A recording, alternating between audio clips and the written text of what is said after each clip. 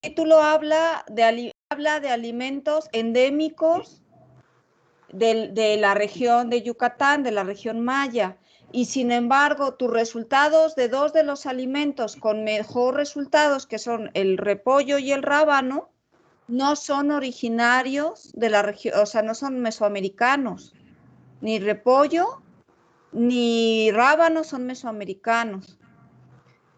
O sea, el trabajo es muy interesante, pero yo te recomendaría nada más, y sí, mi pregunta va por ahí, ¿por qué lo consideras un alimento maya? Como si no es originario como maya. Esa es la pregunta concreta. Ok, muchas gracias, maestra Melgar. Agradezco sus observaciones, agradezco su aclaración y lo que nosotros consideramos para este trabajo fue uno, ¿no? Alimentos que se consuman comúnmente como parte de la dieta, ¿no? Entonces, para la selección de estos alimentos se tomó en cuenta unas encuestas, ¿no? Entonces, unas encuestas, un sondeo en la población, ya parecía que estos alimentos pues se consumen con regularidad a pesar de no ser ahí. Nosotros estamos considerando que es un alimento de la dieta maya porque realmente ese alimento se consume actualmente en esa región.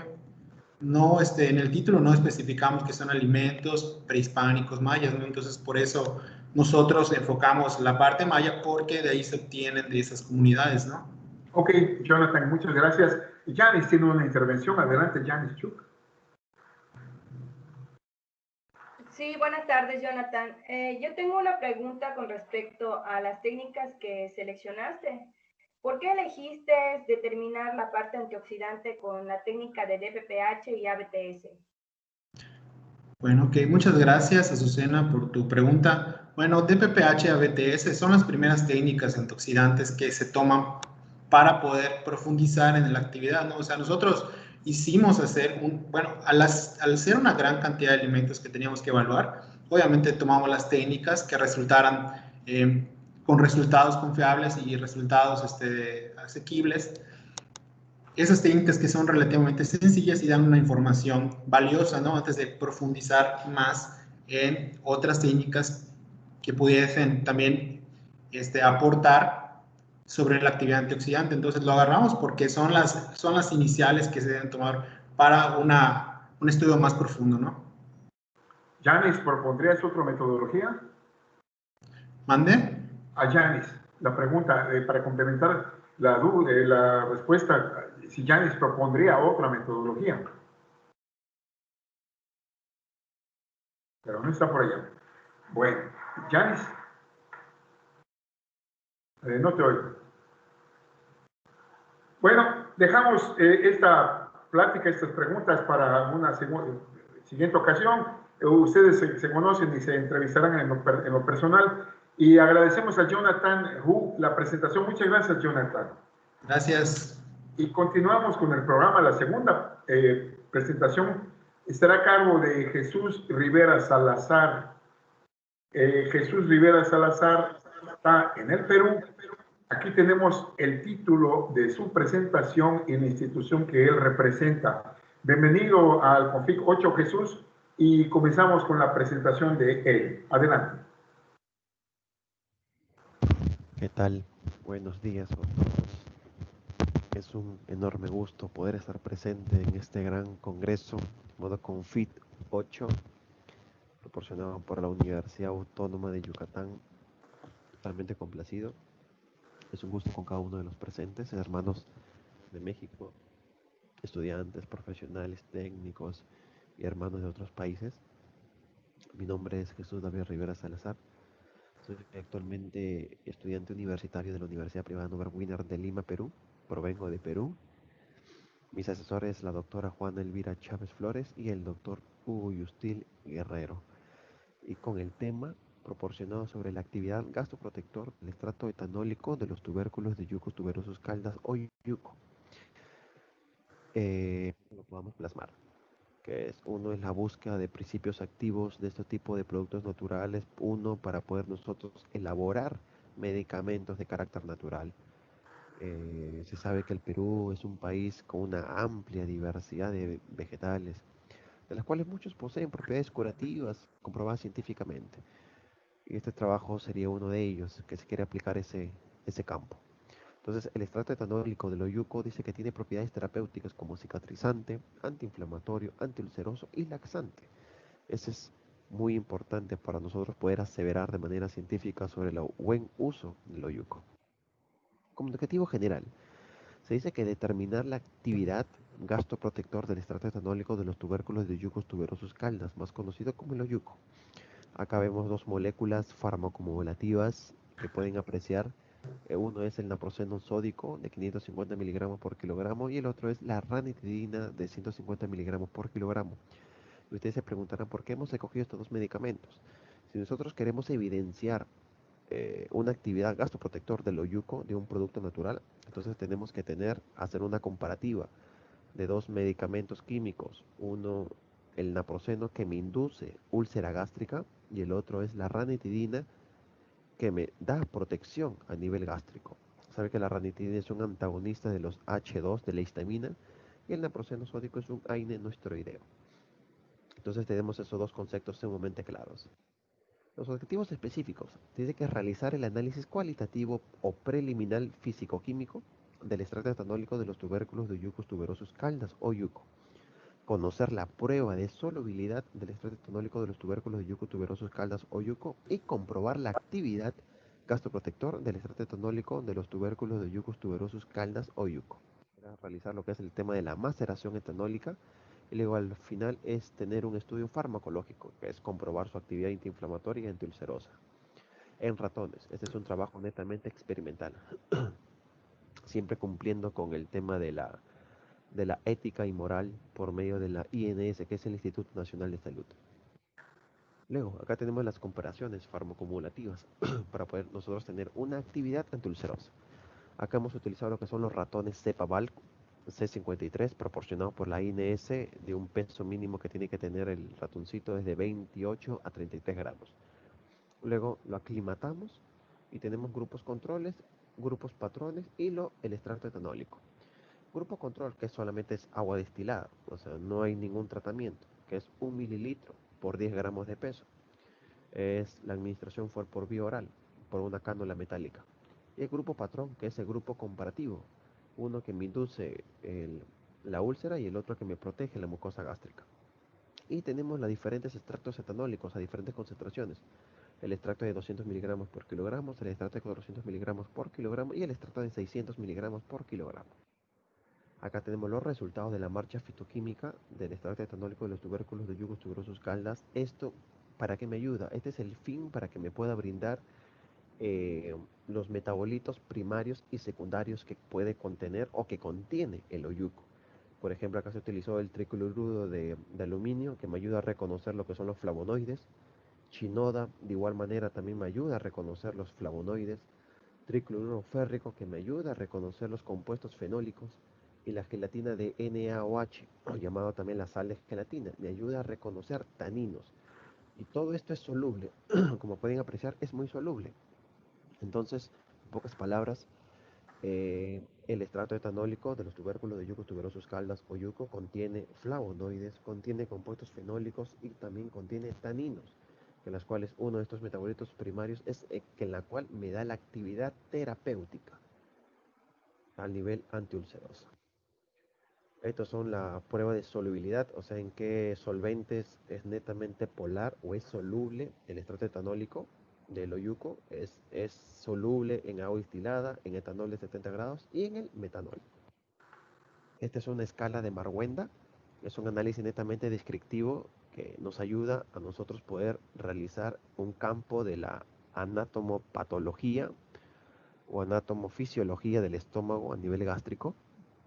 Uno que podemos apreciar en un campus o en un hospital. Nosotros hemos hecho esta modulación, uno para poder visualizar lo que es la pérdida de pliegues de la mucosa gástrica, decoloración de la mucosa, edema, hemorragias, que es la presentación de sangre dentro a nivel gástrico. Luego el número de petequias son puntos negritos que están presentes dentro del nivel gástrico también, y intensidad de ulceración y total. Entonces acá tenemos el grupo control, es todo cero porque es un grupo sin tratamiento, que es solamente agua destilada.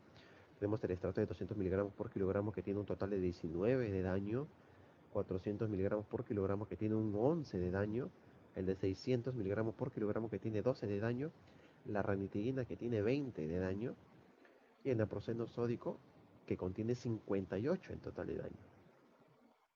Entonces nosotros ahí ya podemos aseverar qué componentes nos pueden servir. Acá tenemos un porcentaje de inhibición. Este es un porcentaje de inhibición que los cuales me inhibe y me da una mayor perspicacia de qué extracto tiene una mayor protección al nivel gástrico. El número de ratas que se trabajó por grupo fueron 8. Grupo control tiene un 100% de inhibición porque netamente es un porcentaje neto, sin ningún tratamiento. El extracto de 200 miligramos por kilogramo más naproxeno sódico se obtiene un 67% de inhibición. Y miren, el naproxeno sódico más de 400 miligramos por kilogramo tiene un 81% de inhibición. Entonces hay un mayor porcentaje de inhibición al nivel gástrico, que en los cuales el extracto de 400 miligramos por kilogramo me da una mayor protección. Entonces ahí podemos visualizar una mayor comparativa junto con la ranitidina. Entonces estos son los análisis anatomopatológicos de los estómagos tratados con ranitidina y los estratos del oyuco, de igual manera con el naproxeno y el grupo blanco. Acá tenemos una comparación del grupo blanco con la ranitidina. Como pueden apreciar, separación de la mucosa, conservación de la mucosa, en la ranitidina quemadura superficial con poca distinción y la separación de la mucosa. Acá, grupo 2, grupo blanco de igual manera, y miren el grupo de naproxeno sódico. Como les había dicho, el naproxeno sódico me induce la úlcera. Miren, hay quemaduras, separación de los pliegues, falta de relleno, mucosa engrosada por quemadura y sí protección alguna. Grupo 3, acá es el extracto de 400 miligramos por kilogramo. Miren, es discreta separación de los pliegues, hay protección con poca quemadura superficial. Entonces hay una mayor protección. Entonces acá tenemos nuestra discusión. Se dice que el extracto etanólico de los tubérculos de Yucos tuberosus caldas o yuco es soluble como agua destilada, etanol y metanol. Es por ello que nosotros le hemos llamado a nuestro título esa actividad gastroprotector del extracto etanólico, porque el etanol de 70 grados es netamente muy soluble con el extracto, con nuestro extracto de oyuco. Es por eso que se realizó todo ello. Uno posiblemente hubiera sido también hidroalcohólico, que también hubiera sido con la preparación de agua destilada. Se dice que se deduce de los componentes químicos mayoritarios, son de estructura y naturaleza polar. Dice que los metabolitos que están involucrados en la protección de la mucosa gástrica son los flavonoides y taninos. ¿Quiénes están presentes acá en este medio? Los flavonoides que me ayudaron a reconocer es la chinoda y el tricloruro de aluminio. Y los taninos es la gelatina de NaOH. Entonces estos son los metabolitos primarios que me ayudan a obtener la actividad terapéutica de este compuesto natural. Ambos metabolitos podrían producir sinergia, o sea, una mayor energía, una mayor actividad, sumando sus efectos terapéuticos. Dice que los taninos están involucrados en la actividad antiulcerosa de diversas plantas medicinales, y eso está comprobado científicamente.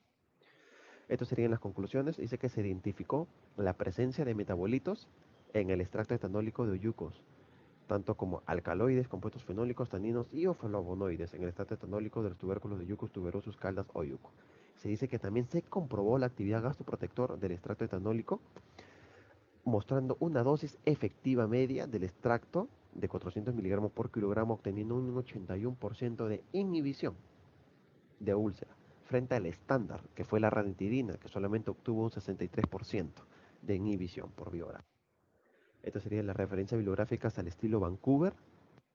Y esto sería todo por mi parte. Es un trabajo netamente experimental y comprobado verídicamente para poder nosotros disminuir el gran porcentaje de úlcera en nuestra población y para que vean que estos productos naturales es sumamente importante e interesante en la salud pública. Muchas gracias y estaré atento a sus preguntas. Muy amable con todos. Muy bien, terminó la presentación de Jesús Rivera y tenemos tiempo para preguntas. Yanis, nuevamente, adelante Yanis con tu participación. Hola, Jesús. Me surgió nada más un pequeño interés. ¿El tubérculo tiene una gran demanda en su consumo en la región de Perú? ¿Qué tal? Buenas tardes. ¿Se me escucha? Disculpe. Sí. Perfecto, muchas gracias. Muchas gracias por su pregunta, señorita Susana. Sí, el oyuco básicamente acá en nuestro país tiene mucha demanda comercial, mucha demanda alimenticia. Es como tipo una de las familias tipo de la papa, parecida a la papa o parecido a la oca. Tiene mucha demanda acá en nuestro país, más que nada en la parte sierra. No mucho se ve en la costa, pero más que nada en la parte sierra acá en nuestro país. Mucho lo consumen sin saber lo que es estos datos científicos, ¿no? Algunos posiblemente nos pongamos alimentarnos sin estos datos verídicos, pero sí, es consumido y tiene mucha demanda en nuestro país. Ok, otra intervención, otra pregunta. Pues mientras lo piensan, yo te preguntaría, Rivera, ¿cómo se come el oyuco? ¿Se come crudo? ¿Se come cocido? ¿Cómo se come? Genial, muchas gracias, estimado Arturo, doctor Arturo, disculpe. Sí, el oyuco básicamente nosotros lo consumimos, o sea, hervido, netamente no se le come crudo porque cuando se le come crudo, como básicamente es una de las plantas que crece al ras del suelo, se le come netamente así, parecido a la papa, primero se le tiene que dar una lavada, se hierve, tiene que estar completamente hervido para que pueda estar purificado el oyuco y ahí sí se pueda consumir. Durante la cocción no se podría haber pérdida de componentes termolábiles que estén participando en la protección de la mucosa estomacal. No, no, estimado doctor Arturo, esto ya lo hemos aseverado, que estas concentraciones, o básicamente estos metabolitos que nosotros hemos conseguido del oyuco, felizmente no son termolábiles, no se pierden a altas temperaturas, no se pierden a bajas temperaturas, porque lo interesante es que este oyuco crece a grandes latitudes o a grandes altitudes en nuestro país, y también a bajas altitudes también crece. Entonces, esa es una gran ventaja del oyuco. Muy bien, gracias. Yanis, nueva intervención, adelante. Gracias. ¿Cómo trataste la muestra, en este caso el tubérculo? ¿Lo realizaste en forma de harina o cómo fue el tratamiento? Bueno, muchas gracias, señorita Susana, por su pregunta. Sí, el tratamiento primero fue que nosotros hemos conseguido el oyuco, que las cuales es un producto natural, tanto hubiéramos utilizado su parte raíz, hoja, tallo y fruto, en este caso nosotros hemos utilizado el mismo fruto, es netamente lo hemos conservado en una estufa, es netamente a temperatura a 40 grados Celsius, que es netamente una temperatura un poquito alta, una temperatura media se podría decir. Entonces, en ese tramo nosotros hemos conseguido de que la planta se convierta en galletita. Entonces, al convertirse en galletita, nosotros nos encargamos de hacer el mismo extracto, el tamizado o el macerado. Y de ahí nosotros nos encargamos de hacer la preparación con etanol, igualmente fiolado o titulado con agua destilada, para que no haya ninguna cocción o ninguna pérdida de estos metabolitos. Muy bien. ¿Alguna otra intervención? Bueno, en ese caso, pues nada más nos resta agradecerle a Jesús Rivera su participación. Gracias por estar con nosotros desde la hermana República del Perú. Éxitos y continuamos con nuestra sesión. Gracias, Rivera. Muchas gracias. Estimado doctor Arturo. Un fuerte abrazo para todos. Gracias. Continuamos entonces con nuestra sesión.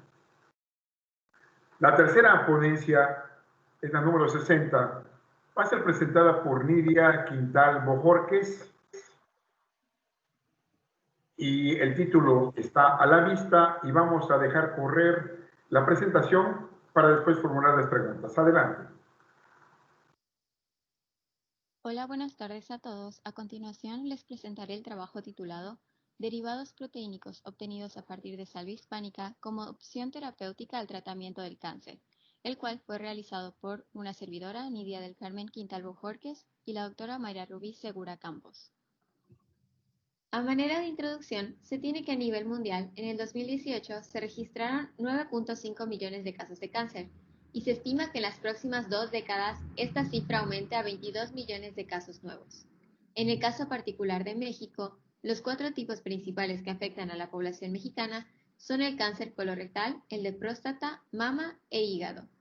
Particularmente en hombres, el número 1 es el de próstata y en mujeres el número 1 es el de mama. Actualmente, para el cáncer existen tratamientos convencionales, como lo son la quimioterapia, la radioterapia y la cirugía, y estos son considerados como de primera opción. Sin embargo, su uso tiene ciertas desventajas, como un elevado costo, no son selectivos a las células de cáncer, por lo que ocasionan serios efectos secundarios en los pacientes, e incluso se ha reportado quimioresistencia por parte de las células de cáncer. Es por esto que se propone el uso de medicina complementaria, la cual es usada junto con los tratamientos convencionales. Particularmente, se propone el uso de los derivados proteínicos, los cuales se definen como cadenas cortas de aminoácidos con peso molecular menor a 50 kilodaltones que aportan beneficios a la salud. Entre las ventajas de su uso se encuentra que no se acumulan en órganos, tienen alta difusión entre membranas y son altamente específicos y afines a las células de cáncer. La búsqueda de fuentes con alto contenido proteico para la obtención de estos derivados ha resultado en el interés por estudiar la salvia hispánica. Esta planta, también conocida como chía, es nativa de México y Centroamérica y es actualmente considerada como un alimento funcional. Sin embargo, estas son semillas a las cuales se le atribuyen propiedades antiinflamatorias, antidiabéticas y antihipertensivas, además de que contienen hasta un 26% de proteína, haciéndolas una potencial fuente para la obtención de derivados proteínicos con actividad biológica. Por lo tanto, a manera de justificación, se tiene que en las próximas 2 décadas se estima un aumento del 60% en los fallecimientos causados por cáncer, y una posible causa de este incremento es que los tratamientos convencionales no son selectivos a las células de cáncer, ocasionando en los pacientes graves efectos secundarios, por lo que se propone el uso de la medicina complementaria, particularmente de los derivados proteínicos, ya que estos han demostrado potencial anticancerígeno. Y una posible fuente para la obtención de estos derivados es la salvia hispánica, ya que sus semillas contienen hasta un 26% de contenido proteico. Y actualmente no hay reportes del efecto anticancerígeno de los derivados proteínicos obtenidos a partir de las semillas de esta planta. Por lo tanto, el objetivo general del trabajo fue evaluar la actividad anticancerígena de los derivados proteínicos de salvia hispánica obtenidos por hidrólisis enzimática secuencial y ultrafiltración. Para el alcance de los objetivos propuestos, se siguió el siguiente diagrama metodológico, en el cual las semillas de salvia hispánica fueron desgomadas, desgrasadas, molidas y tamizadas para la obtención de una harina rica en proteína, a la cual se le determinó el contenido de proteína y fue sometida a una hidrólisis enzimática con el sistema secuencial pepsina-pancreatina para la obtención del hidrolizado proteico, el cual posteriormente fue sometido a una ultrafiltración para la obtención de los derivados proteínicos en sus 3 rangos de peso molecular, menor a 1, 1 a 3 y 3 a 5 kilodaltones, a los cuales se les determinó el contenido de proteína y se continuó con un ensayo in vitro en el cual se evaluó la viabilidad de las líneas celulares de cáncer de mama, próstata, colon e hígado y la toxicidad en fibroblastos humanos al ser tratados con los derivados proteínicos. Para el análisis estadístico de los resultados se llevó a cabo una prueba de análisis de varianza ANOVA de una vía para analizar el contenido proteínico del hidrolizado y de sus derivados. También se llevó a cabo una prueba de ANOVA multifactorial para evaluar el efecto individual y en conjunto de los factores, es decir, de los derivados proteínicos a diferentes concentraciones. También se utilizó una prueba post-hoc de Tukey para comparación de medias entre tratamientos, y los paquetes estadísticos utilizados fueron GraphPad Prism versión 8 y StatGraphics Centurion. A continuación, se presentan los resultados y discusiones. En cuanto al contenido de proteína de la harina, se obtuvo un 75%, lo cual es mayor a lo reportado por Salazar Vega en el 2020. La diferencia en este porcentaje probablemente se debe a los pasos extras que se realizaron en el presente estudio, durante el proceso del desgrasado, como el prensado y la doble extracción por Soxhlet. El grado de hidrólisis obtenido con el uso del sistema enzimático fue de 33.79%, mayor al obtenido por Cotabarren en el 2018, quienes utilizaron solo papaína por 120 minutos. Esto pone de manifiesto que el uso de un sistema enzimático resulta en un grado de hidrólisis mayor y en menor tiempo. Además, el grado de hidrólisis obtenido es catalogado como extensivo, significando que es muy probable encontrar péptidos con actividad biológica. De la ultrafiltración del hidrolizado proteico se obtuvieron los derivados proteínicos a los cuales se les determinó el contenido de proteína. En la tabla 1 se observa que el grupo homogéneo conformado por el derivado menor a 1 kilodaltón y de 1 a 3 kilodaltón tuvo diferencia con el derivado de 3 a 5 kilodaltones. Lo obtenido en el presente estudio fue mayor a lo reportado por Chan Zapata en el 2018, poniendo de manifiesto que el orden ascendente en el cual se utilizaron las mallas durante la ultrafiltración permitió la concentración de los derivados proteínicos de menor peso molecular. En la figura 1 se observan los resultados de la evaluación de la línea de fibroblastos humanos, los cuales fueron utilizados como control de toxicidad. Se observa que en todos los derivados proteínicos y a todas las concentraciones, la viabilidad es superior al 85%. De acuerdo con la ISO-10993-5-2009, indica que si la viabilidad es menor a 70%, entonces hay un efecto citotóxico. Sin embargo, en este caso, al ser mayor a 85%, se establece que los derivados proteínicos no son tóxicos a las células normales. En la tabla 2 se concentran los resultados de la evaluación de la viabilidad de las líneas celulares de cáncer al ser tratadas con los derivados proteínicos de 1 y de 1 a 3 kilodaltones, a una concentración de 1 miligramo por mililitro, ya que en estos se observaron los mayores efectos inhibitorios. Los resultados son comparados con la ISO mencionada anteriormente y es posible observar que el derivado proteínico menor a 1 kilodaltón presentó efecto citotóxico en todas las líneas celulares evaluadas. Es por esto que se puede establecer que este es el primer estudio en reportar la actividad anticancerígena de los derivados proteínicos de salvia hispánica. Una posible explicación por la cual los derivados proteínicos son selectivos a las células de cáncer es por la diferencia en composición de membrana. En una célula normal, la capa externa de la membrana plasmática está principalmente compuesta por fosfolípidos suiteriónicos, los cuales le otorgan a la membrana una carga neta neutra. En cambio, la capa exterior de la membrana de una célula de cáncer está compuesta principalmente de fosfolípidos aniónicos, los cuales le otorgan a la membrana una carga neta negativa. Esta diferencia en carga es la razón por la cual los derivados proteínicos catiónicos no tienen efecto en las células normales y sí en las células de cáncer.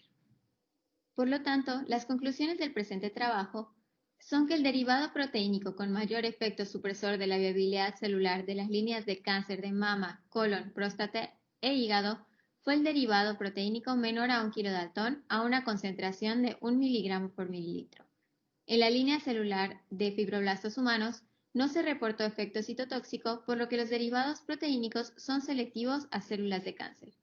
Y en el presente trabajo se pone de manifiesto su potencial como alimentos funcionales o nutracéuticos, particularmente para el tratamiento complementario del cáncer. Es necesario continuar con estudios in vivo y clínicos para la confirmación de esta opción terapéutica. Las perspectivas de este trabajo son que la dietoterapia es una alternativa complementaria práctica para el tratamiento del cáncer, de la cual forman parte los derivados proteínicos, los cuales representan una opción terapéutica viable, ya que su uso reporta ciertas ventajas, como baja toxicidad y alta selectividad a las células de cáncer. El estudio de la salvia hispánica resulta de gran importancia, ya que en los últimos años ha sido desplazada de la dieta, y es necesario reintroducirla porque además de su valor funcional, también tiene gran valor nutrimental. Muchas gracias a todos por su atención. Muy bien, pasamos a las preguntas, comentarios del trabajo de Nidia Quintal. La doctora Melgar tiene el micrófono. Adelante. Ay, perdón, gracias, doctor. Nidia, está muy interesante tu trabajo, pero me surge una pregunta que que cuando me la responda seguramente me va a dar otras. ¿A qué llamas derivado proteico o proteínico? Hola, buenas tardes. Sí, le llamamos derivado proteínico a las secuencias cortas de aminoácidos. ¿Y eso cómo se llama normalmente? Péptidos. La diferencia es que en el derivado proteínico están en un cierto rango de peso molecular. Por ejemplo, pero no son conjugados, o sea, son péptidos. Sí, es el conjunto. El derivado proteínico es un conjunto de péptidos en cierto rango de peso molecular. Sí, es la fracción separada por peso molecular, pero a nivel péptido. Sí, así es. Sobre esto, ¿tienes pensado hacer el análisis peptidómico para saber cuál es la actividad, cuáles son los péptidos que te están dando esa actividad biológica. Esa sería una. Y la otra es, hablas de la importancia de las cargas, lo cual está muy bien. Es de las pocas veces que hablamos de fisicoquímica de las moléculas y de su importancia. ¿Y cómo lo vas a medir? ¿Cómo vas a medir esa carga? Supongo que lo tienes pensado.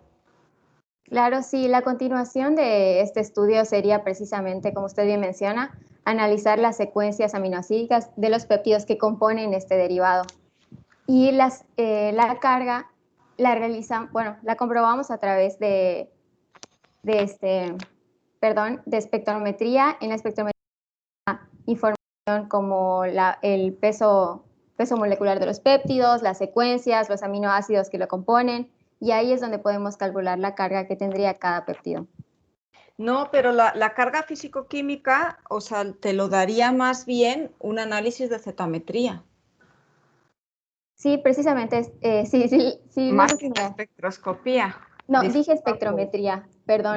Perdón, espectrometría, pero la cetametría, o sea, el Zeta-Sizer es el equipo que te ayuda a ver cuáles las cargas de Van der Waals, cargas iónicas y demás que tiene tus moléculas peptídicas, tu derivado para corroborar la hipótesis, porque ahora tú estás lanzando la hipótesis de que es por diferencia de cargas, pero ahora mismo es una hipótesis. Claro. Sí, como usted bien menciona, esta es una de las hipótesis que se tiene, y es precisamente porque de la literatura se menciona que esta es una de las razones principales por las cuales los péptidos son selectivos. Pero usted tiene toda la razón, habría que comprobar que en efecto tienen esa carga positiva. Sí, gracias. Creo que es un trabajo muy, muy interesante. Muchas gracias. Muy bien, gracias. Lidia, no sé si hay alguna otra intervención. Ana Sofía nos escribe en el chat preguntando por cuál es el nombre común de esa planta. Sí. El nombre común de la salvia hispánica es chía. La conocemos nosotros comúnmente como chía. Claro, la famosa chía. Así es. Muy bien, pues vamos a dar por concluida la intervención de Nidia, agradeciéndole muchas gracias por tu participación, Nidia. Muchas gracias. Continuamos adelante con el programa. La cuarta presentación viene del Perú también. Manuel Ramírez Sucre está a cargo de esta presentación. El título lo van a ver ustedes en un instante. Este trabajo identificado con el número 66 en nuestro programa. No sé Bueno, buenas tardes. Yo soy Manuel Octavio Ramírez Sucre, soy investigador en el Centro de Investigación y Asistencia a Tecnología y Diseño del Estado de Jalisco, CIATEJ. Soy doctor en Ciencias de los Alimentos y el día de hoy vengo a comentarles un poco del proyecto que tuvimos, al cual denominé Comportamiento Biológico de Masa Extruida de Quinoa con subproductos del café del Amazonas, que es una región de Perú, para elaborar un snack saludable. Todo esto en el marco del Congreso Config 8, el día de hoy, que es octubre del 2020. Y bueno, les comento que este proyecto se hizo conjuntamente con el ITP, que es el Instituto Tecnológico de la Producción del Ministerio de la Producción de Perú. Este es mi correo por si desean contactarme. Y bueno, vamos a iniciar dando la definición más o menos de qué es un snack, que es un bocadito, digamos, en español, pero bueno, los snacks son un tipo de alimento que generalmente se utilizan para satisfacer temporalmente el hambre, proporcionar una mínima cantidad de energía o simplemente por placer, ¿no? Aquí tenemos algunos ejemplos, por ejemplo, que todos lo conocemos, son los chetos que se utilizan nada más por gusto, por placer.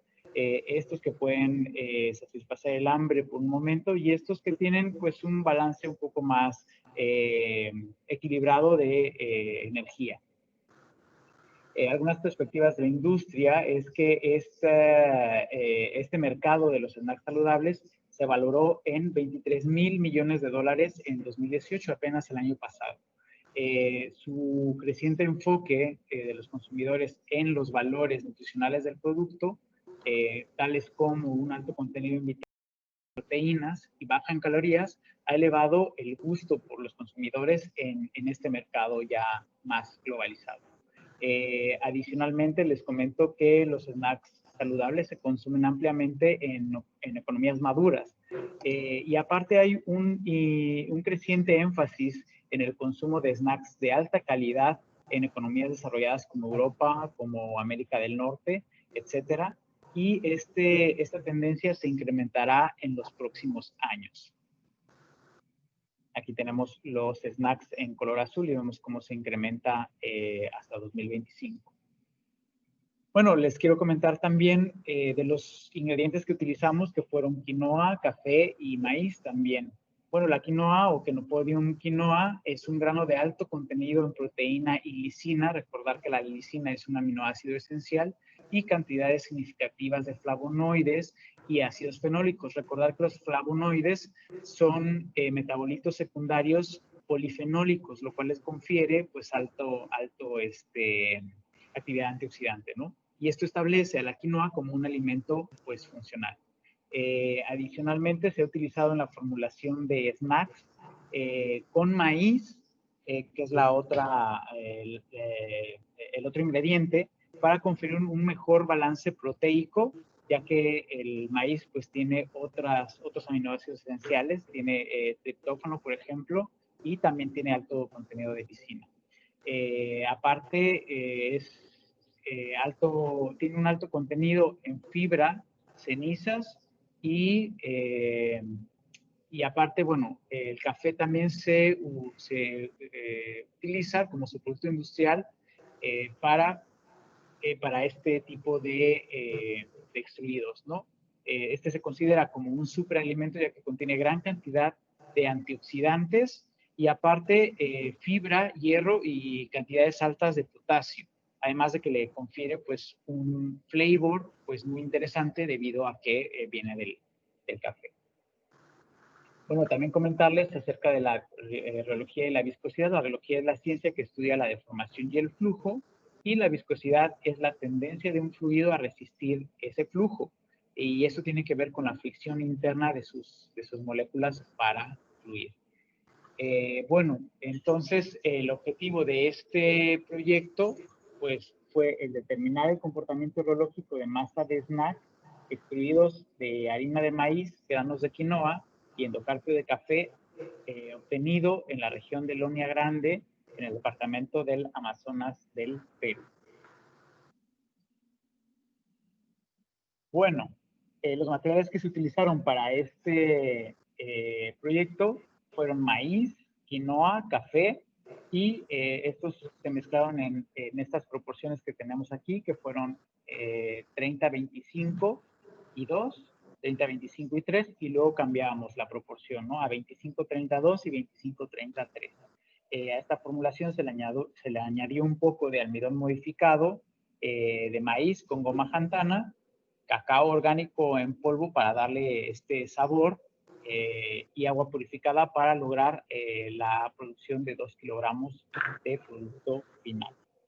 Bueno, la metodología que se utilizó, bueno, se utilizó un extrusor para la extrusión a 200 revoluciones por minuto, y para las determinaciones analíticas se utilizó un reómetro modular, un DA Instruments, un DHR2, con geometría de platos paralelos, y las determinaciones se ajustaron al modelo de Carroya-Suda con un ajuste del modelo de más de 0.999 de R cuadrada.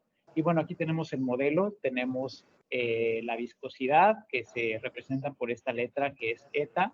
Y bueno, este término significa viscosidad al infinito, que es la viscosidad a altas deformaciones, la viscosidad cero, que es la viscosidad a bajas deformaciones, la letra gamma, que es la velocidad de deformación, la letra lambda, que es la consistencia, que es como una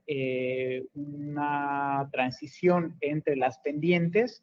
Ahora vamos a ver un poco cómo están estas gráficas. el N, que es el índice de flujo, y la A, que es el índice de transición. Adicionalmente, del comportamiento al flujo, se midió también la viscoelasticidad mediante espectros mecánicos obtenidos con ensayos de barrido de frecuencia angular desde 0.1 hasta 200 revoluciones por, radianes por segundo, y la determinación se hizo a una deformación constante de 0.02%, determinando los módulos elástico o de almacenamiento, que es la G', los módulos de viscoso o de pérdida, que es la G', y todo esto se hizo mediante, se determinó con un análisis de varianza ANOVA. Bueno, los resultados. Esto fue muy interesante. Déjenme cambiarles mi video. Fue muy interesante porque aquí tenemos estas muestras que tenemos, bueno, estos símbolos son duplicados y entonces tenemos estas dos que tienen 30% de maíz con 25% de quinoa y estas otras dos que tienen 25% de maíz con 30% de quinoa, una con 2% de café y la otra con 3%.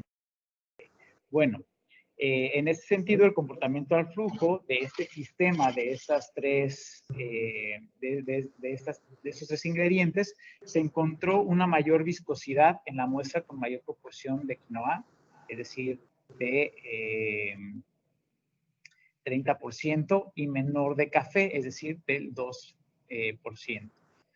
La alta viscosidad de la muestra de quinoa se debe al proceso de homogeneización. Permitió el rompimiento de estas semillas, aquí vemos abajo más o menos como lucía, y ponían obviamente la parte proteica y la parte del almidón de estas semillas. Este rompimiento lo que hizo fue afectar directamente el flujo de la masa y también su textura, de los cuales los datos pues no los pongo en esta presentación. En ese sentido, un incremento del 5% de quinoa confirió una resistencia a fluir superior. Vean ustedes aquí cómo se observan estos 169.2 pascales por segundo, que son superiores a todos los demás.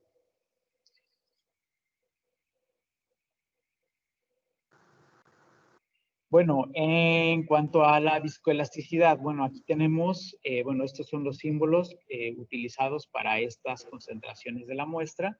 Y bueno, en ese sentido, el modelo de Carroya-Suda presentó un buen ajuste al modelo y el comportamiento de la muestra fue no newtoniana y fue dependiente del tiempo y con pseudoplasticidad, que lo que quiere decir que su índice de flujo era menor a 1. Las muestras de 25 con 30% de maíz quinoa presentaron los valores mayores de viscosidad 0, de lambda y de A, y los valores menores de viscosidad al infinito y de índice de flujo, o N, describiendo un comportamiento estructuralmente reo-fluidificante. Se observaron además comportamientos de geles fuertes. Esto quiere decir que la G' era mayor que la G', es decir, el módulo de almacenamiento era menor que el módulo de pérdida, y el módulo de almacenamiento se observó en mayor proporción en las masas con mayor quinoa de 30%, mientras que las masas con 2% de café presentaron un sistema más estructurado, es decir, que la G' del 2% era mayor a la G' del 3%. Bueno, aquí podemos ver los resultados de esa ecuación matemática, que es de ese modelo, que es el de Carroya-Suda. Y bueno, aquí vemos más o menos todo lo que les expliqué, ¿no? El valor del índice de flujo, del índice de transición, de la consistencia o de la viscosidad 0 o viscosidad infinito. Aquí los tienen. Y aquí los valores de G' y G'. También adicionalmente hicimos la tangente delta, que es justamente la relación entre estos dos módulos, la G' y la G'. Bueno, finalmente para contarles las conclusiones, que es la adición de quinoa mejoró la consistencia y textura del sistema. Esto puede impactar en los costos de materia prima para los productores, ya que no necesitarían tantas gomas. Se determinó el sistema de maíz quinoa con café como reofluidificante y viscoelástico. Y adicionalmente las proteínas y almidón de la quinoa tienen un potencial como aditivo tecnológico debido a su capacidad de formar geles muy fuertes y también para el desarrollo de productos extruidos. Bueno, pues muchas gracias, no me resta más que agradecerles su presencia y adicionalmente quisiera dar los agradecimientos al Programa Nacional de Innovación Agraria del Perú por la beca recibida por la estudiante Liniet, quien hizo esta investigación, y al Laboratorio de Tecnología Alimentaria de la sede sudeste del CIATEG. Les agradezco a todos y buenas tardes o buenos días. Bueno, retomamos la sesión para ver si alguna persona quiere participar con algún comentario o alguna pregunta para Manuel Ramírez Sucre del CIATEG. ¿Algún comentario? Yanis. Hola, buenas tardes. ¿Qué tal, Manuel? Yanis tiene un comentario. Adelante, Yanis. Sí, hola, ¿qué tal? ¿Cuál fue el objetivo de emplear el almidón modificado de maíz? No vamos a hacer eso, Yanis. No vamos a hacer eso. Haz tu pregunta de otra manera. No podemos regresar a la presentación, Yanis. Tu pregunta de otra forma, por favor. Por razones de tiempo, Yanis. Ok. En el caso de emplear maíz, quinoa y café, ¿la proporción que lo empleaste tiene algún fin? Sí, bueno, es que se probaron inicialmente varias proporciones en las que la masa después de la extrusión quedaba muy dura y después del horneado quedaba más dura todavía. Entonces era muy lógico pensar que esa formulación jamás iba a salir al mercado porque no tenía las características que requiere un extruido en la boca, ¿no? Sensorialmente no era atractivo.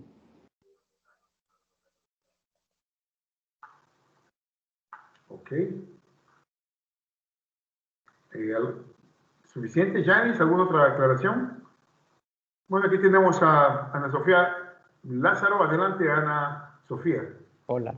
Hola, no sé si me perdí esa parte, pero ¿qué tal el sabor?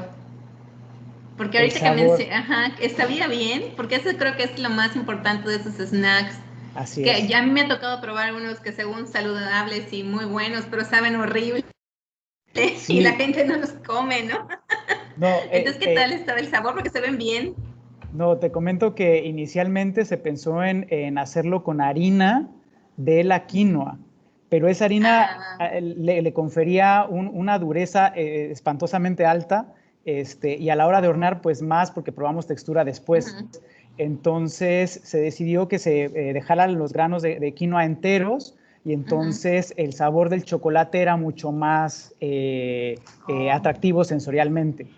Porque si rompías la semilla, ya ahí se hacía muy dura, y aparte el sabor de la quinoa tampoco es muy atractivo. Por eso se hacen semillas normalmente. Ok. Muchas gracias, es muy interesante. Sí. Y muy necesario hacer cosas ricas, sí, saludables. Saludables, sí.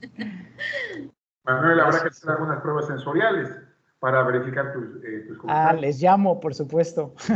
Están pendientes esas, ¿verdad? Sí, sensoriales no se ha hecho, lo único que llegamos fue a la textura y a pruebas reológicas en función de la temperatura, que esas dos cosas no vienen en este estudio pequeño. Correcto. Muy bien, pues le agradecemos a Manuel Ramírez Sucre su presentación, su participación. Muchas gracias, Manuel. Y continuamos este programa de Confic 8 en la Sala de Alimentación y Salud con la siguiente presentación. Es el número 68 y la va a hacer Lilibet Manzanilla Valdés. Comenzamos con la presentación, por favor. Muy buenas tardes, mi nombre es Lilibet Manzanilla y hoy en colaboración con la doctora Mayra Segura les presentaremos esta investigación que lleva por título Extractos de chaya con efecto hipoglucémico hipotensor in vitro e in vivo. Las enfermedades crónico no transmisibles son la principal causa de mortalidad en México y en el mundo, ya que representan el 71% de las muertes a nivel mundial. Tan solo en el país representan el 45.8%. La Organización Mundial de la Salud las ha clasificado en 4 rubros. En primer lugar, las enfermedades cardiovasculares. En segundo lugar, los diferentes tipos de cáncer. En tercer lugar, las enfermedades respiratorias. Y en cuarto lugar, pero no menos importante, la diabetes mellitus, específicamente la tipo 2. En México, la diabetes mellitus tipo 2 y la hipertensión arterial ocupan el segundo y tercer lugar de mortalidad, mientras que en el estado de Yucatán, la hipertensión y la diabetes mellitus tipo 2 son la primera y la segunda causa de muerte. La diabetes mellitus tipo 2 se caracteriza por un exceso de glucosa en sangre y un descontrol en el metabolismo de insulina. En la figura 1.0 se puede observar el metabolismo de la insulina. La insulina sería reconocida por sus receptores alfa y beta y mediante una serie de translocaciones activaría la vía de señalización IRS. Esto permitiría la translocación del receptor GLUT4 que permitiría la entrada de la glucosa a la célula. Una vez adentro de la glucosa, se podría utilizar en las diferentes vías metabólicas. Cuando existe resistencia a la insulina en el organismo, como se observa en la figura 1.1, los receptores de insulina no reconocen a esta, no hay una cascada de señalización y no hay translocación del receptor GLUT4, lo que tiene como consecuencia un aumento de glucosa en el torrente sanguíneo. La hipertensión arterial sistémica se caracteriza por la elevación sostenida de la presión arterial sistólica y diastólica. En un sistema no alterado de presión arterial, la angiotensina 2 se acopla de igual manera a sus receptores AT1 y AT2. En la hipertensión arterial hay mayor síntesis de renina y mayor síntesis de angiotensina 2. Esta se acopla mayormente a los receptores AT1 que aumentan la retención de agua, aumentan la vasoconstricción arteriolar y aumentan la síntesis de aldosterona. Actualmente, la fitoterapia representa una alternativa para el tratamiento de estas patologías. La chaya es originaria del sureste mexicano, de Belice y de Guatemala. Existen 4 variedades y solo la mansa es comestible. Ha sido empleada desde la época prehispánica como medicina natural, es rica en vitaminas y minerales y actualmente ha reportado efectos biológicos positivos debido a sus metabolitos secundarios. En la tabla 1 se puede observar los metabolitos secundarios extraídos con diferentes extractos de hojas de Nidus cruzaconithifolius. Se pueden observar que diferentes extractos obtienen diferentes metabolitos secundarios. Actualmente se han realizado diversos estudios sobre la chaya que señalan actividades biológicas positivas tales como antioxidante, antiinflamatoria y polipemiante. Esto hace que la chaya sea una excelente opción para el tratamiento y prevención de las enfermedades crónicas. Por esta razón es necesario realizar investigaciones multi-, inter- y transdisciplinarias para generar nuevas propuestas de ingredientes o alimentos funcionales a partir de la chaya que sean coadyuvantes en el manejo de la diabetes tipo 2 y de la hipertensión. Para este proyecto se realizó la siguiente metodología. Las hojas de chaya fueron secadas y posteriormente maceradas con 4 disolventes diferentes: agua, acetona, acetato etilo y hexano. Para los estudios in vitro se realizó una inhibición enzimática de la enzima convertidora de angiotensina, la enzima alfa-amilasa y la enzima alfa-glucosidasa. Para el modelo in vivo, las ratas se indujeron a obesidad, hiperglucemia e hipertensión y se les realizaron pruebas de glucosa y de presión arterial. Para el análisis estadístico se empleó una ANOVA de una vía con una post-hoc de Tukey para evaluar la diferencia entre tratamientos y una post-hoc de Dunet para evaluar la diferencia entre tratamientos con respecto al control, ambos con una P menor a 0.05. A continuación se presentan los resultados. En la tabla 2 se pueden observar los valores de 50 a los extractos de hojas de chaya para inhibir la enzima convertida en angiotensina. Para el control se empleó captopril, que inhibe selectivamente el sitio activo de la ECA. En la tabla también se puede observar que el extracto de acetona tuvo la menor concentración necesaria para inhibir el 50% de esta enzima y no presenta diferencia estadística significativa con respecto al captopril. El estudio de Guerrero y colaboradores establece que la quercetina, el canferol y la rutina han demostrado en estudios in vitro inhibición sobre el sitio activo de la ECA y esto hace que no permite que se acople a su receptor. Cabe destacar que dichos metabolitos secundarios están presentes en los extractos de chaya. En la tabla 3 se señalan los valores de IC50 de los extractos de hojas de chaya en la inhibición de la enzima glucosidasa. Se puede observar que el control es la carbosa. En la tabla se señala que todos los extractos presentaron diferencia estadística significativa con respecto al control, ya que tienen concentraciones inferiores a la carbosa. El extracto de acetato de etilo y de acetona presentaron la menor concentración necesaria para inhibir el 50% de esta enzima. Actualmente existen 2 estudios realizados para inhibir esta enzima, uno por parte de Ramos Gómez y el otro de Ajiboye, en los cuales su IC50 es mayor a lo reportado en este estudio. El estudio de Mata realizado en el 2017 sobre las plantas mexicanas señala que metabolitos secundarios como la quercetina y la rutina tienen mayor capacidad de inhibición sobre esta enzima. Cabe mencionar que ambos metabolitos están presentes en el extracto de acetato de etilo. En la tabla 4 se señalan los valores de IC50 de los extractos de hojas de chayas en la inhibición de la enzima alfamilasa. Nuevamente, el control fue la carbosa. En esta tabla se puede observar que los extractos de acetato de etilo, hexano y acuoso no presentan diferencia estadística significativa con respecto a la carbosa. Por su parte, el extracto de acetato de etilo presentó la menor concentración necesaria para inhibir el 50% de la enzima. El estudio de Ramos Gómez reporta que su extracto acuoso tiene un IC50 mayor a lo reportado en este estudio, mientras que el estudio de Ajiboye reporta un IC50 de su extracto de acetato de etilo menor a lo reportado en este estudio. Cabe destacar que aunque sean la misma especie de chaya, ambas fueron cultivadas de maneras diferentes y tienen parámetros diferentes de maceración.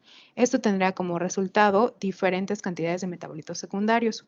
Por su parte, el estudio de Martínez González señala cómo la estructura de los flavonoides pueden inhibir competitivamente a la alfamilasa, haciendo énfasis en la quercetina, canferol, rutina y esperidina. Estos están presentes en el extracto de acetato de etilo.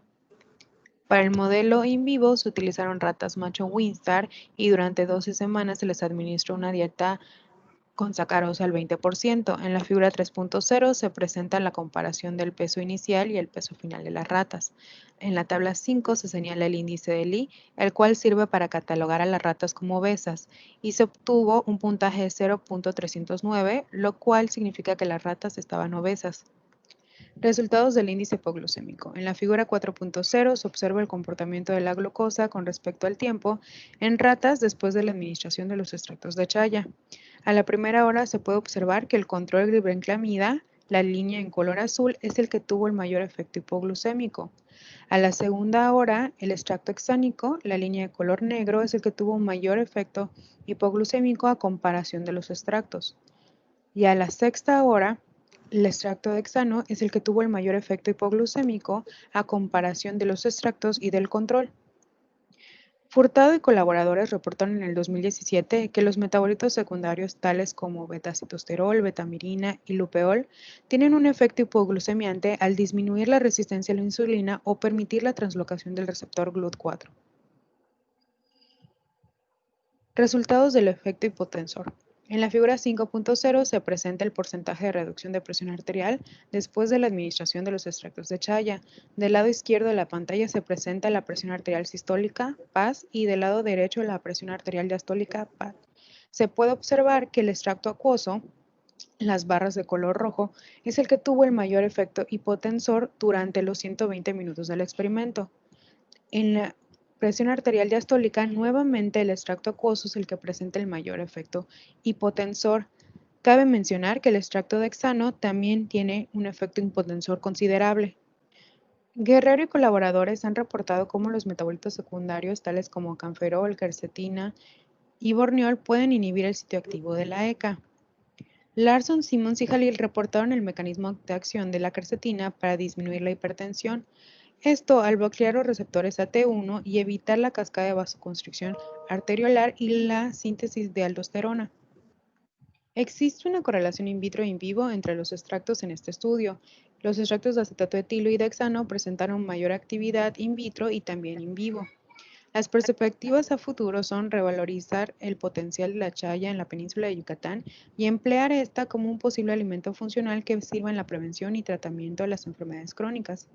Los resultados señalan que todos los extractos de chaya inhiben a la ECA, alfamilasa y alfa-glucosidasa, específicamente el extracto de acetona y de acetato de etilo. Los estudios in vivo sugieren que el extracto acuoso y hexánico tiene mayor efecto hipotensor y hipoglucémico. Lo anterior exhibe el efecto hipoglucémico hipotensor de los extractos de chaya y sus posibles usos como nutracéuticos o alimentos funcionales en la prevención y tratamiento de las enfermedades crónicas. Muchas gracias. Ok. Comenzamos con las preguntas. Adelante. Al trabajo de Lilibet. ¿Alguna pregunta o comentario?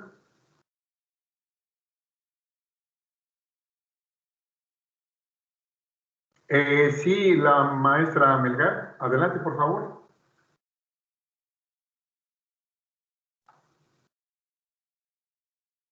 Adelante con la pregunta, maestra. Está silenciado su micrófono. Ay, perdón. Adelante. Digo, hola, Lilibet, solo me surge como una duda. Y es ¿por qué tus resultados in vitro o a qué atribuyes el que tus resultados en las pruebas in vitro e in vivo sean tan diferentes en cuanto a los extractos? Sí, claro. ¿Me escuchan? Sí, perfecto. Sí. Bueno, una de las razones por las que se hace tanto los estudios in vitro e in vivo es porque en los estudios in vitro es algo más estático, que tienes un sustrato y se tiene una reacción específica, y en el modelo in vivo entra más un componente de metabolismo. Entonces, una de las razones por las cuales tal vez el extracto que dio mayor resultado in vitro no de mayor resultado in vivo puede ser debido al metabolismo, que es lo que se espera, es lo que se quiere observar cuando se tiene un modelo animal, ¿no? Entonces, una de las mayores razones puede ser el metabolismo, que tal vez los metabolitos secundarios no sobrevivan el proceso de digestión del estómago, o cuando lleguen al intestino, a las microvellosidades intestinales, no tengan tanta cantidad o tanta concentración y que tengan mayor efecto. Muy bien. Sí, gracias. De nada. Pues gracias por la participación, Elibet. Muchas gracias. Continuamos con el programa de este CONFIT. Gracias. CONFIT 8, Alimentación y Salud. La penúltima presentación de esta sesión nos la propone Ángel Domínguez Sánchez. Es un equipo de investigadores que trabajan en Ciudad del Carmen. Y vamos a escuchar la presentación de Ángel Domínguez Sánchez. Adelante. Muy buenas tardes, mi nombre es Ángel Eduardo Domínguez Sánchez y a continuación voy a explicar mi trabajo que lleva por título Técnicas de conservación para el aprovechamiento de la pulpa de la guanábana Annona muricata. Como primero tengo lo que es el contenido de lo que a continuación voy a hablar. En este trabajo se proponen diferentes técnicas para la realización de subproductos alimenticios a base de la pulpa de la guanábana. Esto debido a que la pulpa de esta fruta no es aprovechada en su totalidad en diferentes localidades de la región sur de México. La guanábana pertenece al género Annona y a la familia Annonaceae. Es un árbol de 3 a 10 metros de alto, ramificado, cónico y frondoso. La guanábana es un fruto endémico que se cultiva en México, siendo este uno de los principales productores en el mundo. Los estados con una mayor producción son Nayarit, Colima, Jalisco, Michoacán, Guerrero, Tabasco, Campeche, Yucatán, Veracruz y Morelos. Generalmente el fruto se consume fresco directamente como postre. La pulpa tiene un inmenso potencial para su procesamiento debido a su agradable sabor y alto rendimiento por fruto. La utilización de esta fruta se debe desde el punto alimentario a los componentes nutricionales. En esta tabla se muestran todos los componentes que contiene la pulpa de la guanábana y el contenido de cada una en un valor nutricional por cada 100 gramos. Empiezo con lo que es la metodología y de primero tengo lo que es la mermelada, que es un producto de consistencia pastosa o gelatinosa que se produce debido a la cocción y concentración de frutas combinándolas con agua y azúcar.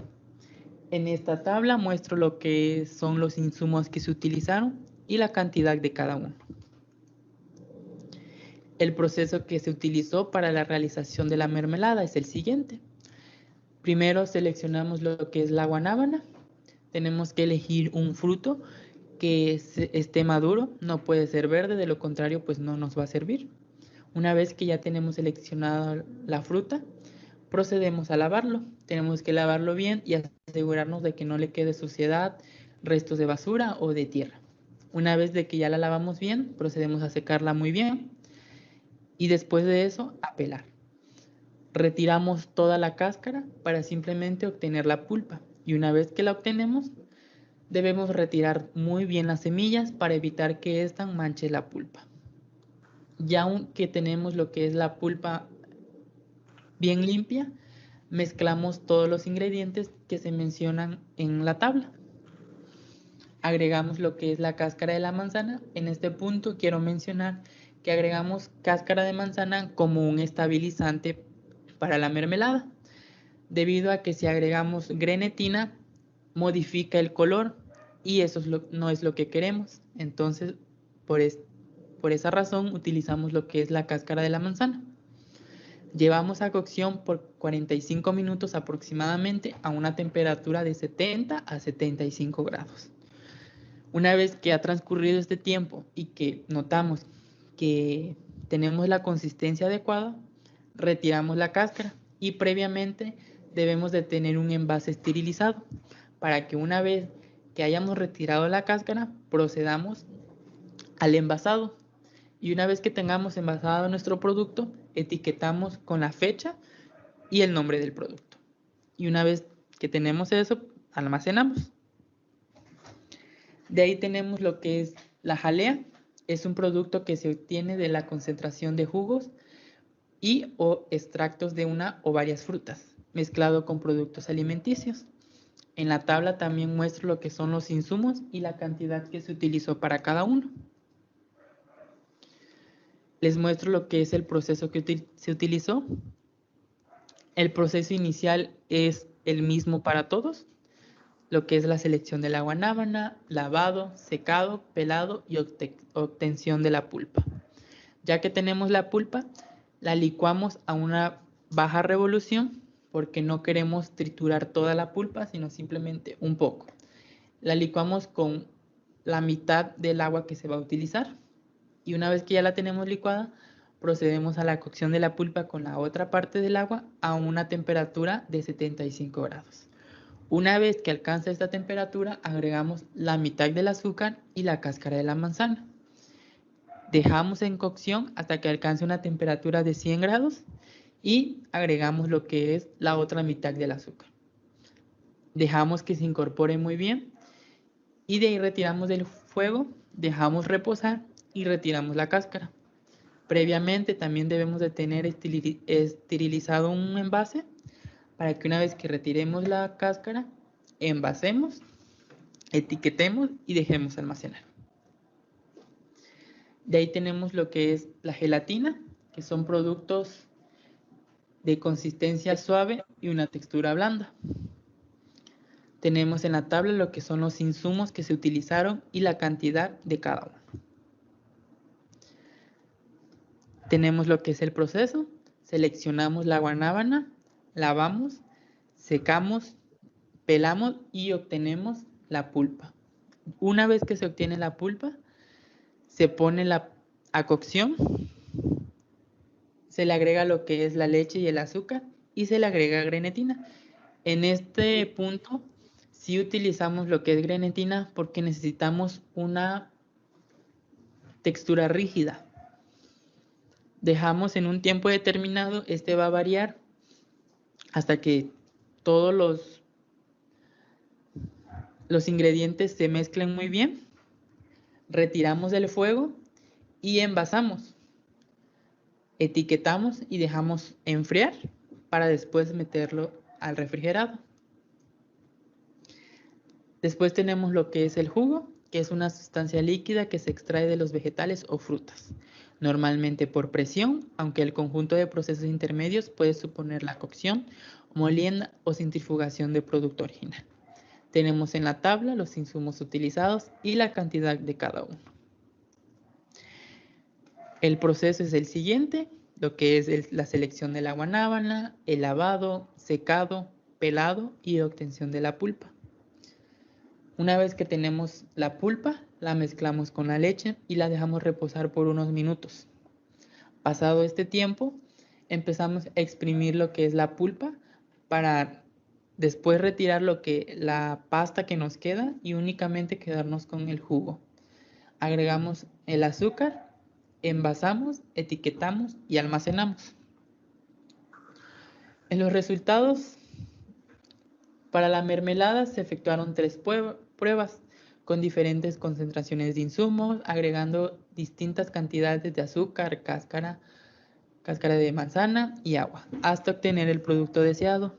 Como se puede apreciar en la tabla, la cantidad de la pulpa siempre fue la misma, únicamente variamos lo que fueron los otros insumos hasta que obtuviéramos la consistencia y el dulzor adecuado, ya que en las primeras o era muy dulce o era muy rígido. Entonces hasta nuestro tercer intento fue que obtuvimos la consistencia y sabor adecuado.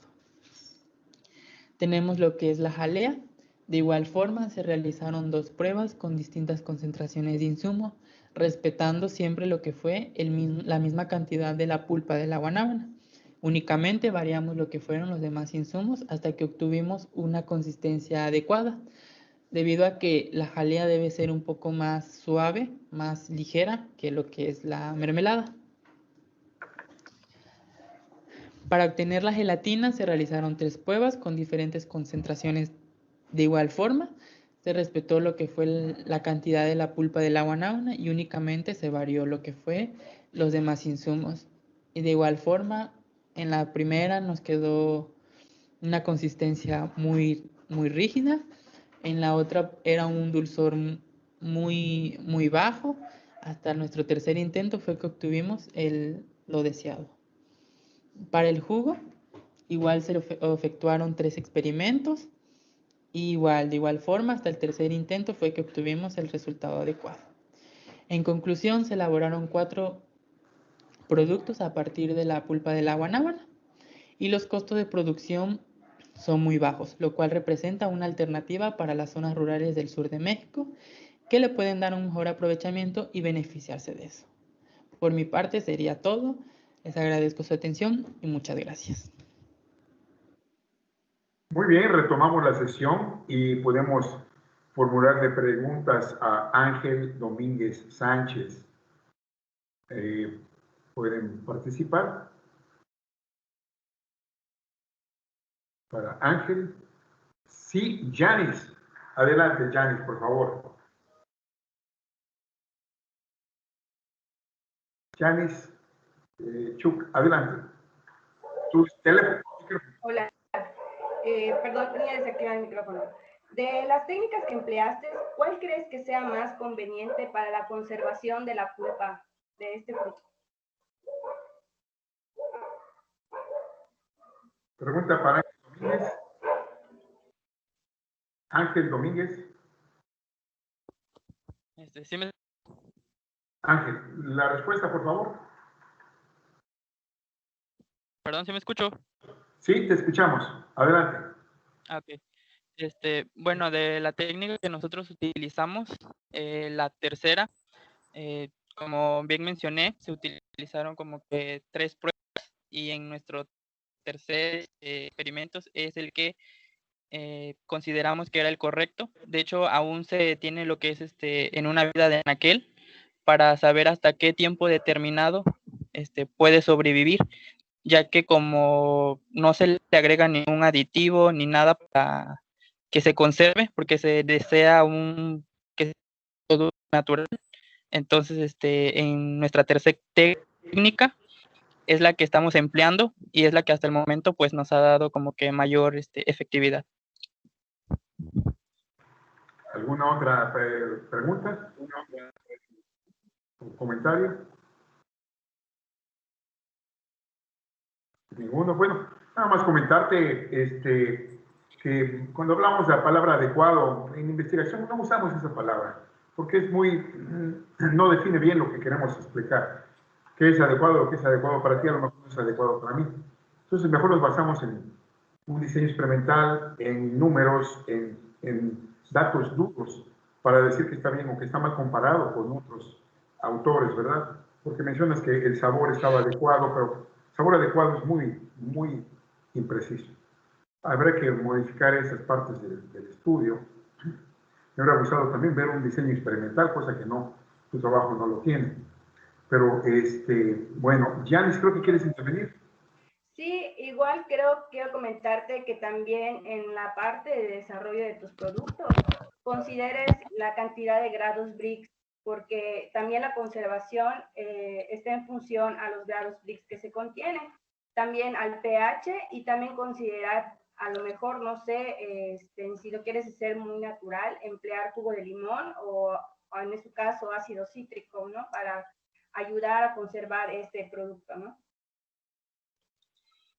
Sí, de hecho, no, antes de que hiciéramos lo que fue la investigación,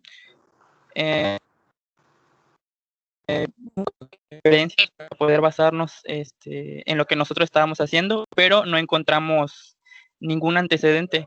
Entonces, nos basamos como que en otras y simplemente como que tomar lo que no necesitábamos para poder emplearlo. Pero sí, efectivamente, sí tenemos pensado realizarle ciertos análisis para pues que sea un producto de calidad. Muy bien, pues le agradecemos a Ángel Domínguez Sánchez su participación.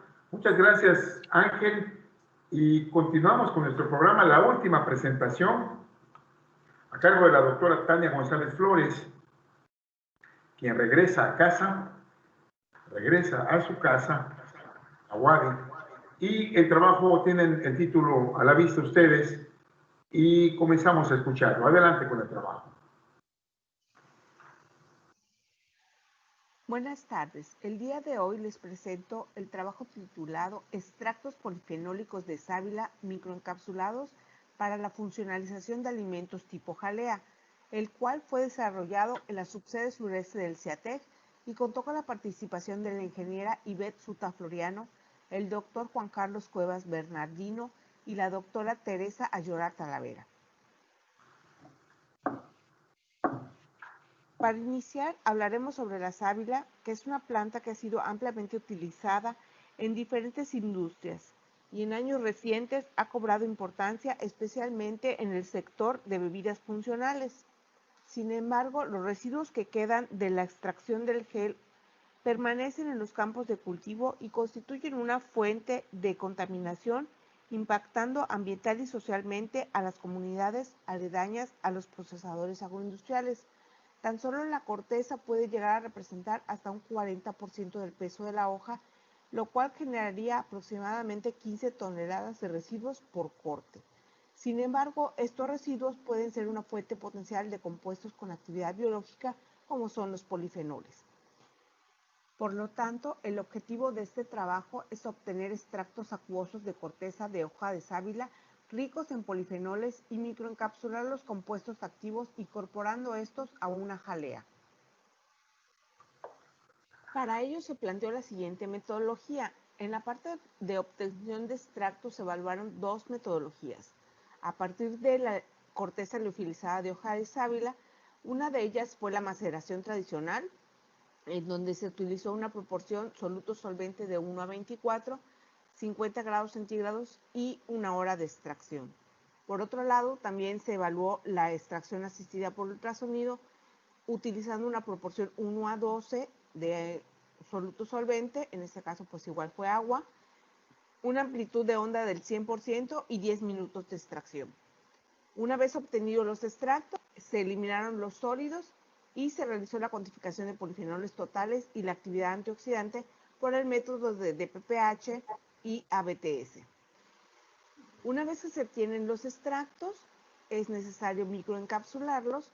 Para ello se empleó como matriz encapsulante la maltodextrina 10-DE al 20% y mediante secado por aspersión se logró obtener el polvo de los microencapsulados, evaluando temperaturas de entrada de 150 grados centígrados y de salida de 80 con un flujo de 10 mililitros por minuto. Una vez que se tuvieron las cápsulas, estas se incorporaron a una jalea para realizar lo que es la evaluación sensorial y caracterización de este producto.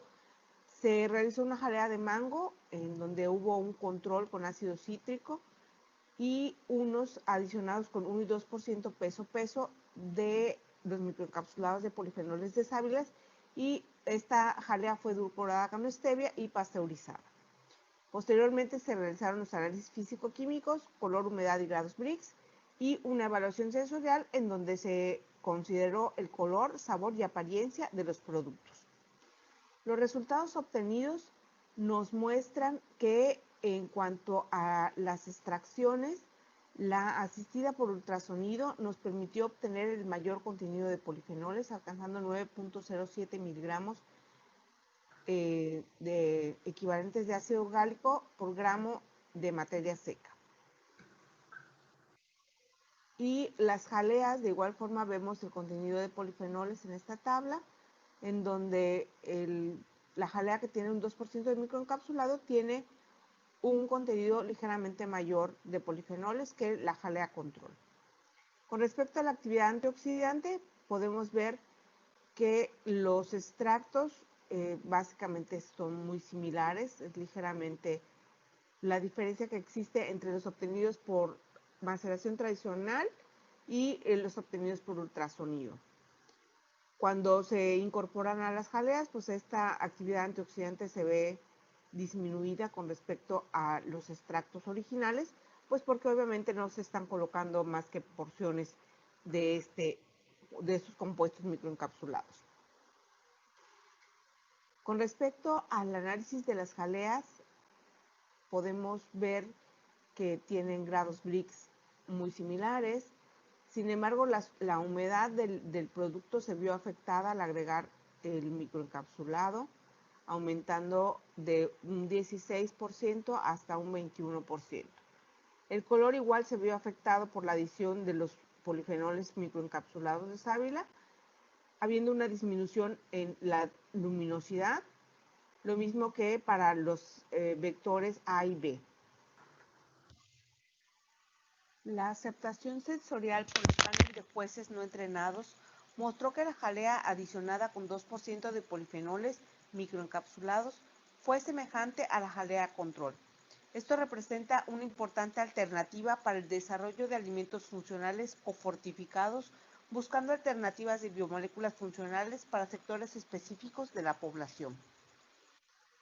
A modo de conclusión, podemos decir que la utilización de los residuos agroindustriales de la producción de gel de sábila para la obtención de extractos antioxidantes representa un potencial para su aprovechamiento integral, especialmente si se utilizan tecnologías verdes para su obtención, y la incorporación de alimentos tipo jalea de fruta fue bien aceptado sensorialmente con un nivel de adición del 2%. Finalmente, agradecer al Programa Nacional de Innovación Agraria, PNIA, Perú, por la beca para pasantía de la ingeniera Ivette Suta Floriano. Muchas gracias. Mis datos de contacto son tgonzalez@ciatec.mx. Muchas gracias.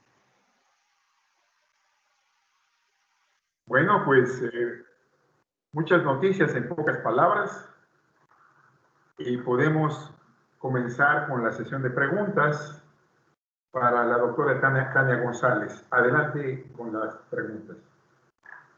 Levantando la mano, por favor.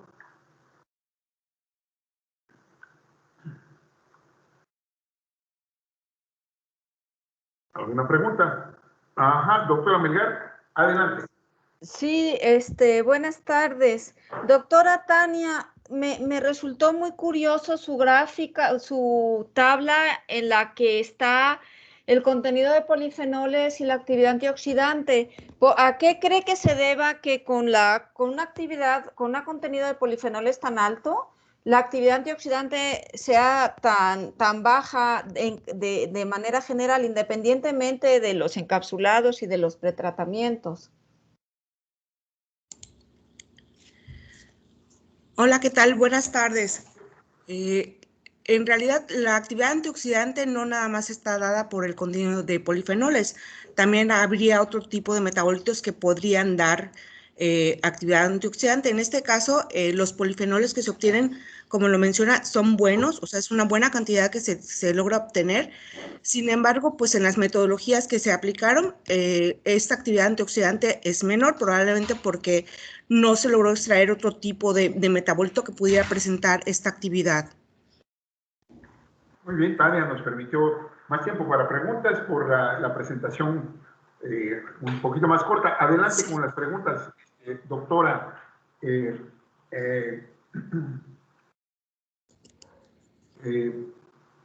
¿Qué más? Doctora Lalán, ¿satisfecha con la respuesta?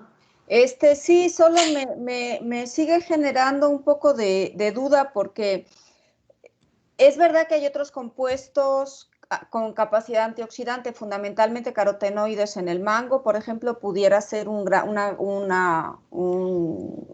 dador de este tipo de actividad. Pero en el caso de los polifenoles me resulta muy curioso que tiene muchos polifenoles y la actividad no es tan alta como se debiera esperar. Eso me hace como tener la duda de si es que, ¿qué le pasó a los polifenoles? Si se oxidaron, si se quelaron de alguna manera, o sea, ¿cuál es la razón de esa actividad inusualmente baja en la fracción de polifenoles? Pues en este caso, bueno, se evaluaron por 2 metodologías. Lo recomendable es hacer hasta 3 metodologías de evaluación de actividad antioxidante porque pueden dar valores diferentes. En cuanto a que se hayan quelado, no creo que hayan perdido actividad porque se manejó precisamente una vez obtenidos los extractos, hacer inmediatamente la cuantificación de la actividad antioxidante. Se compararon contra el Trolox, que es lo usual, no se están presentando como porcentajes de inhibición. Si se presentaran como porcentajes de inhibición, probablemente tendrían valores más altos. En este caso son 1000 equivalentes a Trolox.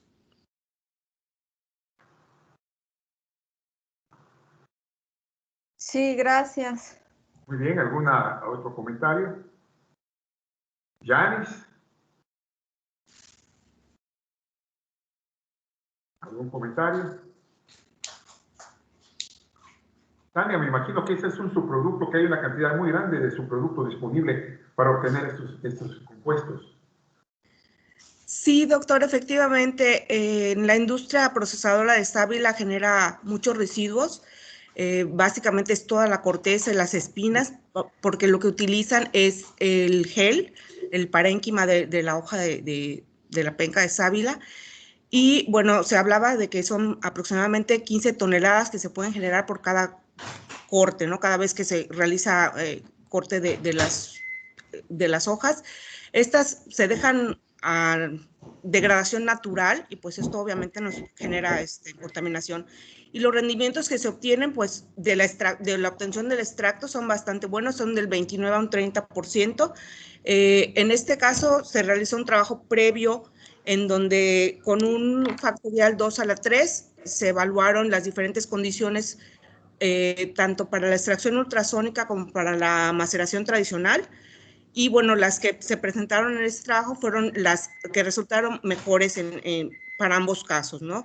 Es una buena cantidad de polifenoles que tienen. A lo mejor el tipo de polifenol que se está extrayendo de la sábila no son los que presentan actividad antioxidante porque está muy relacionado con la estructura química que puedan tener los compuestos y puedan tener otro tipo de actividades, ¿no? En este caso solamente se evaluaron como antioxidantes, pero pues se ha visto que hay polifenoles que pueden tener también actividad antimicrobiana o algún otro tipo de bioactividad.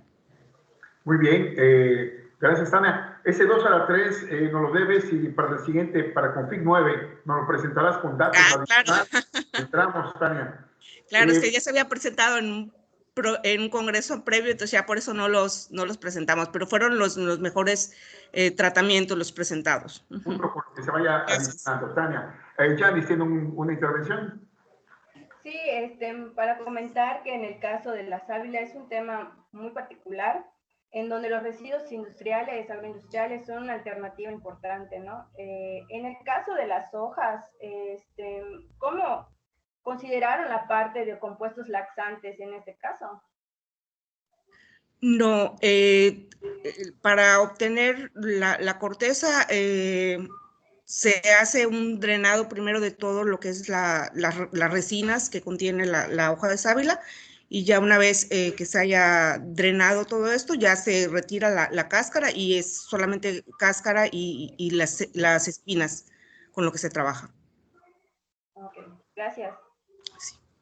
Muy bien, pues le agradecemos a Tania su participación. Muchas gracias por este Config 8, Tania. Al contrario, muchísimas gracias a ustedes. Y regresamos a la sesión, les recuerdo, estamos en la sesión de alimentación y salud, en el Config 8. Hemos llegado al final de la presentación de los trabajos orales que nos tenía propuesto el programa del día de hoy. Y yo quisiera terminar la sesión, pero no sin antes agradecer 3 veces. La primera, el primer agradecimiento a ustedes que nos acompañaron en esta sesión. Gracias por su interés, gracias por su participación en esta sesión de alimentos de Config 8. Segundo, también quisiera yo agradecer a Roxana Ramírez, que está detrás de todo esto. Ella es la que maneja todos los hilos de la sesión. Muchísimas gracias, Roxana, por el apoyo y por asegurarnos de que esta sesión no haya tenido ninguna interrupción. Gracias nuevamente.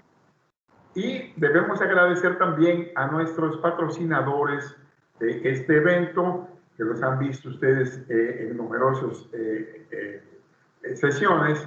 Sin la participación de ellos, este evento pues difícilmente hubiera sido logrado, pues con el éxito, con la seguridad con la cual se ha venido logrando. Gracias a los patrocinadores de este Config 8. Y también nos gustaría pedirles que si pueden encender un poquito su cámara para tomar una fotografía de todos juntos, pues no nos lo permite la pandemia y que algunos andan un poco lejos, pero sí, por favor, nos pueden hacer ese favor. Es que no puedo. Algunos, creo que no vamos a salir todos por la visualización, pero... Porfa. Un segundito. Ya estamos todos, casi todos, la mayoría. Vale, todos, por favor, daré 5 segundos más en 5, 4, 3, 2, 1. Si nos puede dar una sonrisita. 1, 2, 3. Perfecto, muchísimas gracias. Pues los invitamos a que sigan. Pues tenemos el foro FIC para los que puedan estar. Tenemos ahí otro tipo de pláticas, algunas motivacionales, la feria de posgrado, si es que alguno sigue queriendo en la academia, los que estén de maestría, un doctorado, tenemos mucha gente de licenciatura, pues que se animen. Y nada, nos vemos próximamente. Gracias por su participación. Invitamos también a la conferencia magistral del doctor Luis Garfias Mesías, que se inicia a las 6 de la tarde. Los esperamos en la conferencia magistral. Muchas gracias a ustedes nuevamente y buenas tardes. Gracias.